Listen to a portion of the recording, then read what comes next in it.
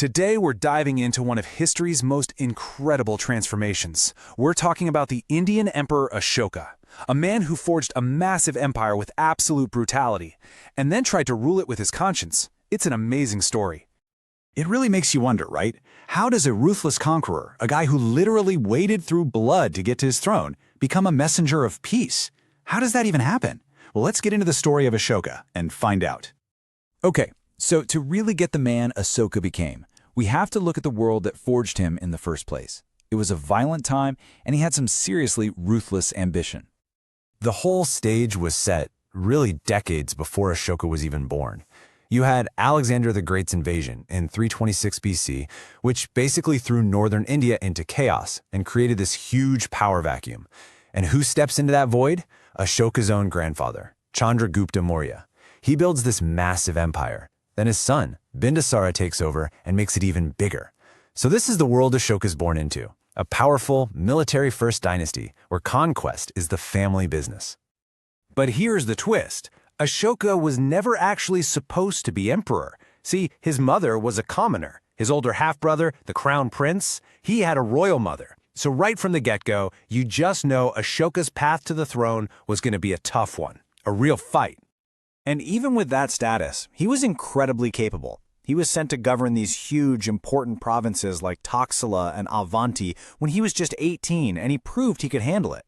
But maybe the most important part of his early story is a personal one. He married a woman named Devi, and she was a Buddhist from the same clan as the Buddha himself. This was probably his first real exposure to the faith that would, completely define the rest of his life.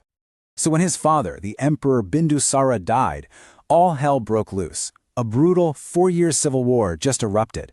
And Ashoka, who had the support of his father's key ministers, didn't hesitate. He moved fast, defeated his brothers, took the capital, and in 270 BC, he crowned himself emperor. So yeah, his reign began not with some peaceful transition, but with the blood of his own family. Once he had the throne locked down, Ashoka got right back to the family business, conquest. But there was one last campaign, and this one was going to change not just him, but the course of history, forever. Okay, so it's the 8th year of his reign. Ashoka marches his huge army against Kalinga.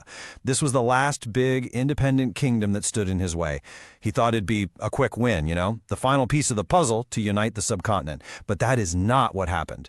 What he got was a long, grinding, and just horrifically bloody war. The result was a total slaughter. In those final, brutal battles, the sources tell us 100,000 people were killed. Just think about that number for a second. An entire city's population, just gone. And the horror didn't even stop there. Another 150,000 people, we're talking civilians, families, were captured and dragged from their homes. The kingdom of Kalinga wasn't just conquered, it was absolutely shattered.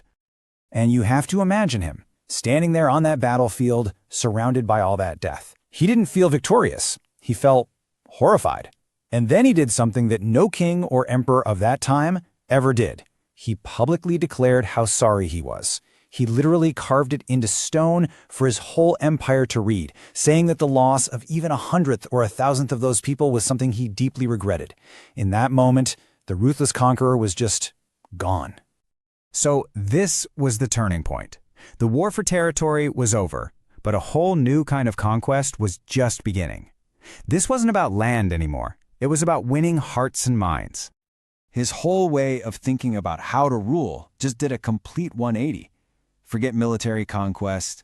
Now it was all about what he called the conquest of right, or dharma. So instead of going on these big royal hunting trips, he started making pious pilgrimages. The goal wasn't about grabbing more land anymore. It was about spreading a new moral and ethical way of life. So, what exactly was this dharma? Well, it's really important to get this. It wasn't about forcing everyone to become a Buddhist. Not at all. It was more like a universal moral code, something he wanted everyone in his empire to live by, no matter what they believed. The core ideas were pretty simple: nonviolence, tolerance, and just basic human kindness.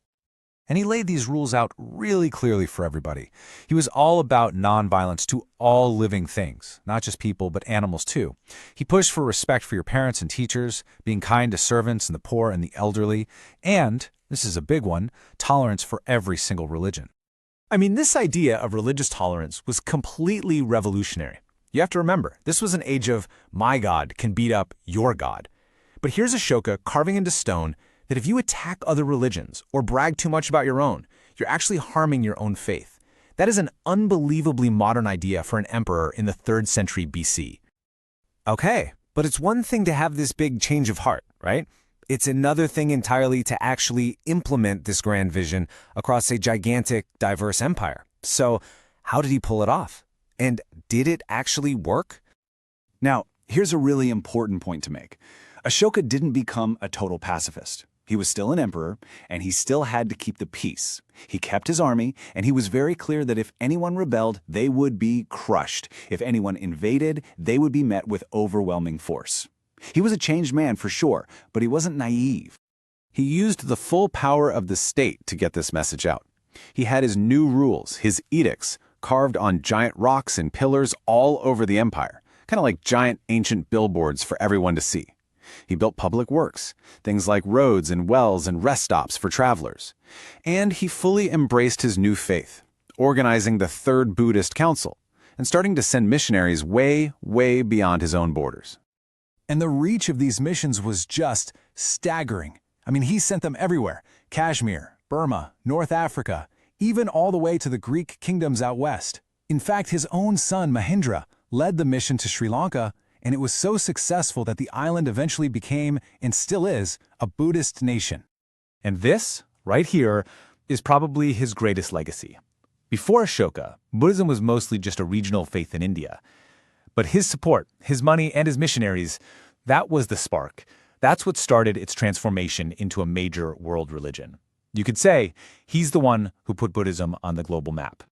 It's funny, his actual empire fell apart pretty quickly after he died, within about 50 years. But his ideas, his legacy, that endured. The writer H.G. Wells said it best. He wrote that among the thousands of kings and emperors in history, Ashoka shines and shines brightly like a bright star, even unto this day. And he's right. Ashoka is this timeless reminder that maybe true greatness isn't about the power you take, but about the peace you choose to spread.